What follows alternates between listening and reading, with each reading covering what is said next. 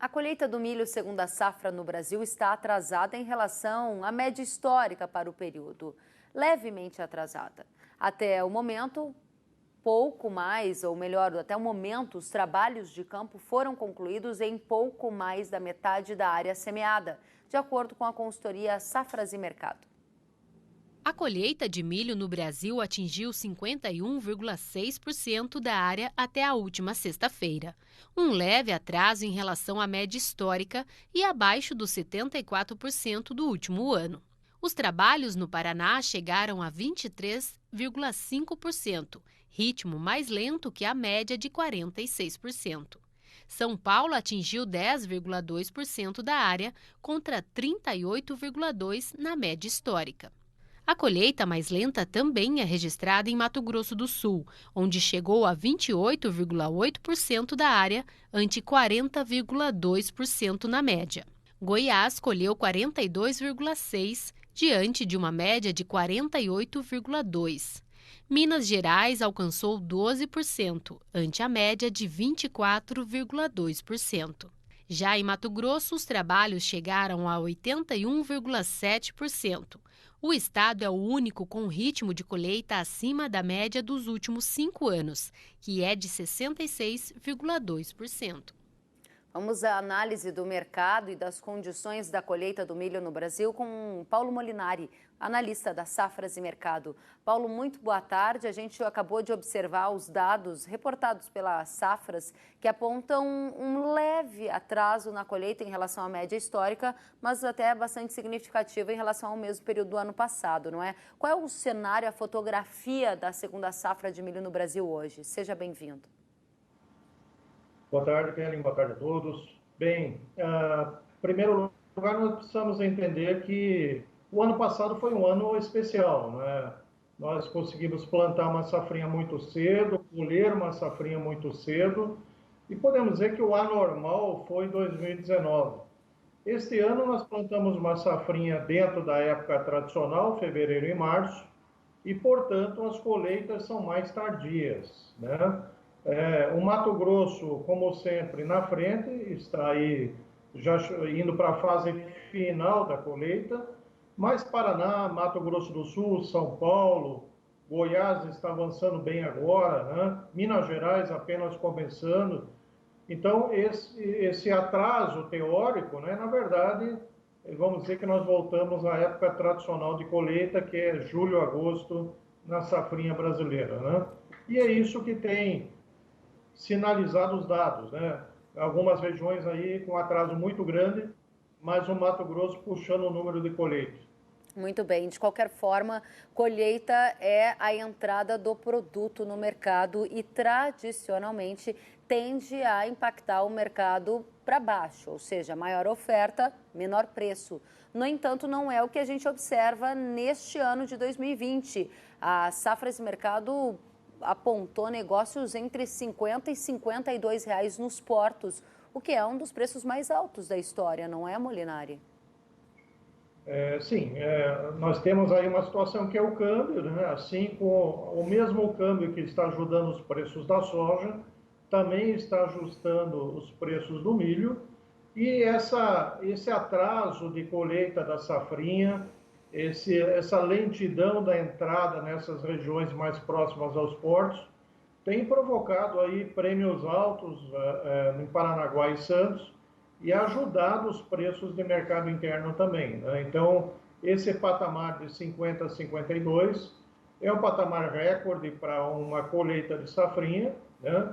Não, o movimento de alta na colheita não é normal, não é anormal, isso já aconteceu outros anos, mas o nível de preço é um nível de preço que reflete basicamente o câmbio, tá?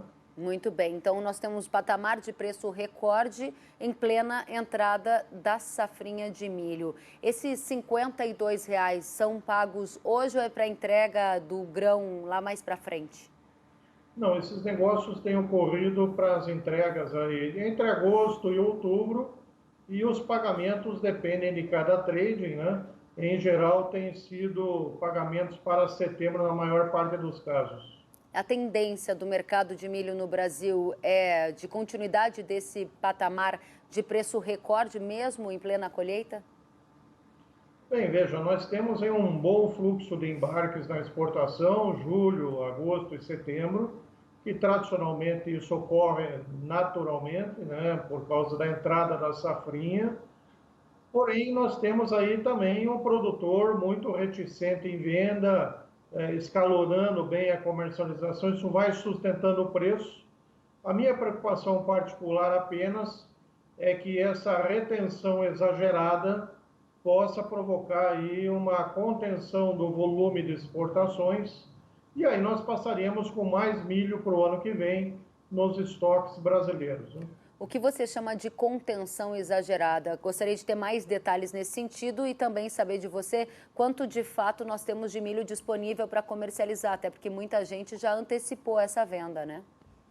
Sim, nós temos uma antecipação de comercialização, é uma boa antecipação, nós temos aí quase 52% da safrinha brasileira comercializada, é um bom número, né? Mas temos que entender que se alguém vendeu, alguém comprou, né? Então, da mesma forma que o produtor vendeu, o setor consumidor e exportadores podem estar posicionados em estoques também. Então, esse volume é um bom volume comercializado, é uma maturidade do mercado brasileiro avançar nessa comercialização antecipada, né?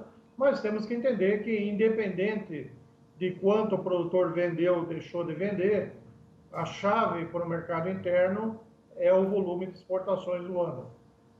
Muito bem. E neste cenário em que você está falando que a chave é a exportação, a gente também olha para o mercado internacional. Como é que está a condição da Bolsa de Chicago, preço do milho, safra dos Estados Unidos e potencial de impacto para o produtor rural brasileiro? Bem, a safra americana ela já praticamente passou da fase crítica de risco na questão do milho, né? A soja tem aí todo o mês de agosto para definir a safra. O milho praticamente já passou a fase crítica. Tem alguns estados aí com algum problema mais sério devido às chuvas irregulares de julho, como o Texas, né? Do leste do Corn Belt. Mas assim, nada grave que possa afetar agressivamente a produtividade ou mudar o horizonte de preços para o milho na Bolsa de Chicago.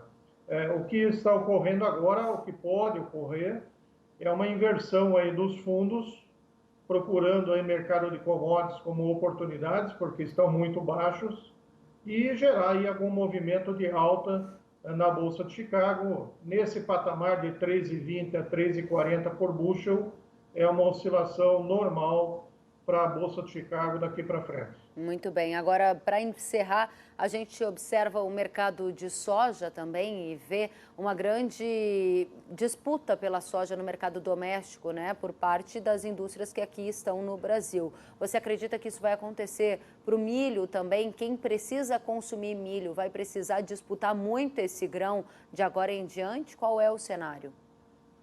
No segundo semestre de 2020, não, né? Nós temos uma safrinha de 74 milhões de toneladas, atende a demanda interna, atende a exportação, risco de abastecimento como na soja no Brasil, nós não viveremos no segundo semestre, a não ser que a exportação surpreenda nesse segundo semestre, né?